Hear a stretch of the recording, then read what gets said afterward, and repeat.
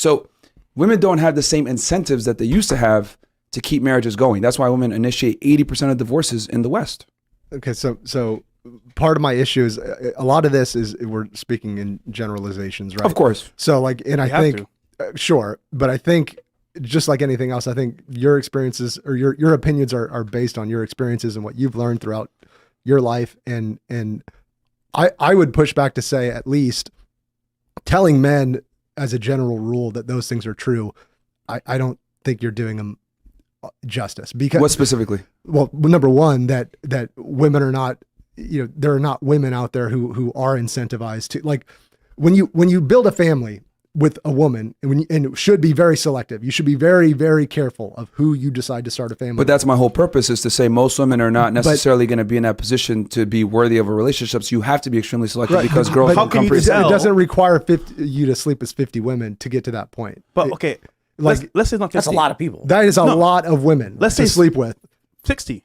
40. Okay, and then we also, don't know. So now, generally speaking, 50. It could be 5. Let me clarify. When I say 50, I'm not saying you're at 41. Hey, you found the right one. Hey, man, no, you still got to do 9 more, dude. You got to keep going. That's not a steadfast number. But what I am saying is, in general, right, 50 is going to put you in a position. What I'm more interested in for the guy is to have the correct mindset to assess female character and to understand female nature. And I know at around 50, you have some semblance of how women move. Because the thing is that a lot of guys don't understand that men and women are really different in how they approach relationships, how they view the world, how they deal with their emotions, etc. Most guys think women are like guys. They're not. No. They're completely different. And I want guys to have an understanding, a fundamental understanding of female nature before they get into something as serious as a marriage, where the woman can absolutely destroy them, because she has all the cards once you're married. Yeah, but you don't need to have sex for that. That's what I'm saying. Well, like, okay, go ahead. Once again, when it comes to dating, right, it involves everything. And sex is a big component on some level, because if you think about it, when does it really start? You meet a girl, you go on a date, you have an experience, but that ends with what? The result is sex, because you want to procreate. So ultimately, that's a big component of your relationship. Now, if you don't have that in place and that doesn't happen, are you really dating that person? You're not. So that is important. The other thing too is, the reason why I want guys to have that sex is because for men to be good with women and to pick the right girl, they need to have something, what I call an abundance mindset. And we don't have an abundance mindset, and you're operating from a scarcity mindset.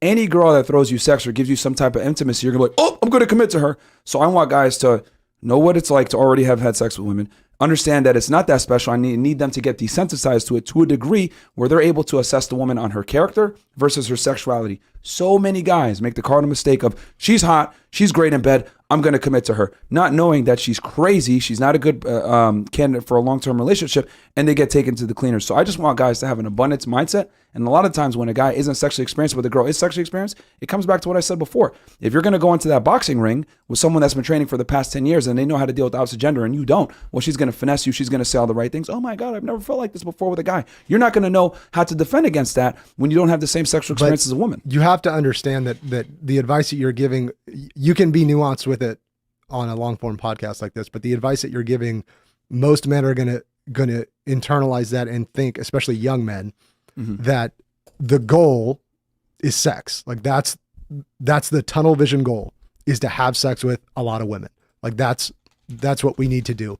And so I don't know if you've ever thought about what happens from a brain chemistry standpoint when you have something as high, something with as extreme of a dopamine response as sex, when that becomes your primary driving factor of what you're trying to accomplish. And say you accomplish that repeatedly over years, and say over 5 years, your goal is to meet as many women and have sex with as many women as possible. But that's the end of the goal. It's like, I want to meet women. I want to learn how to engage with women. I want to have sex with women. What you're doing is you're training your brain from a, you can't get past this. It's this, you could replace this with anything. You replace it with cocaine. You can replace it with any addictive behavior of what happens in the brain. It's going to imprint on your brain that behavior, that when you engage in that behavior and that pursuit, you're going to get this big, once you finally achieve it, this big dopamine spike, big. And then you're going to get a big dopamine crash below baseline.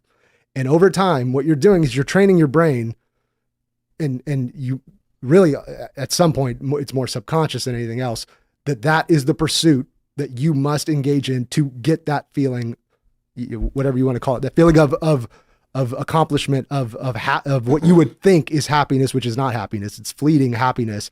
But that becomes then the pattern that is imprinted on your brain. And to get out of that I'm talking about neural pathways that bond very strongly. And to get out of that, you have to physically rewire your brain.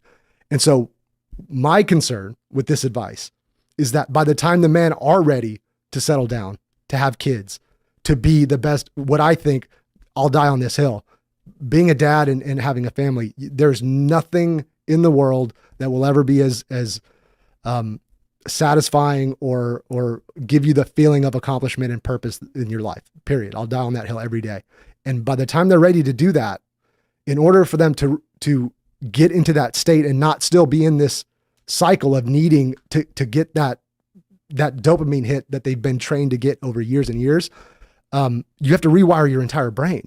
And that takes time and it's hard. Trust me, it's hard. It's really hard to do. And so that results, in my opinion, that's infidelity in marriages, it's divorces, it's fatherless homes, which then creates a whole nother cycle over and over again of this same cycle of chasing pleasure over purpose. If you're chasing purpose and along the way you're having sex and meeting women and becoming good with women, but your purpose is focused and it almost feels like you're almost there, but there's just some parts of it that I don't fully agree with, but that's the secret. Like, So it has to be Okay, driven to purpose. Yeah, I want to bring something up, but